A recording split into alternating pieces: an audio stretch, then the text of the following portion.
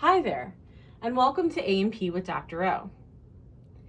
In today's video, we're going to go ahead and focus in on the lungs and take a look at some other structures associated with the respiratory system. So here we can get our bearings. So we've got our right lung here. We've got our left lung here. Remember, the lungs are housed in the pleural cavity. And the pleural cavity has serous membranes. We have a serous membrane that covers the lungs. That is the visceral pleura. And the serous membrane that lines the pleural cavity is the parietal pleura.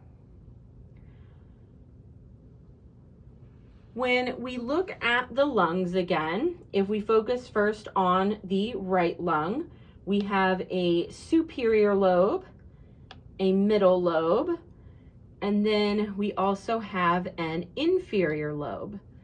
And we have these three lobes because the right lung has two fissures. We have this fissure right here, which is known as the horizontal fissure. And then we have this fissure here,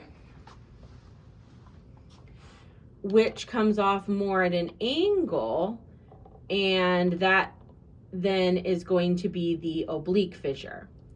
Superior lobe, horizontal fissure. Middle lobe, oblique fissure. Inferior lobe. On the left side, we only have two lobes.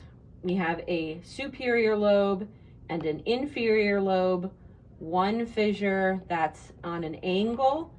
This would be the oblique fissure. So this is going to be the diaphragm here that we can see. And again, this is going to be that muscle that expands the thoracic cavity. Very important for inhalation.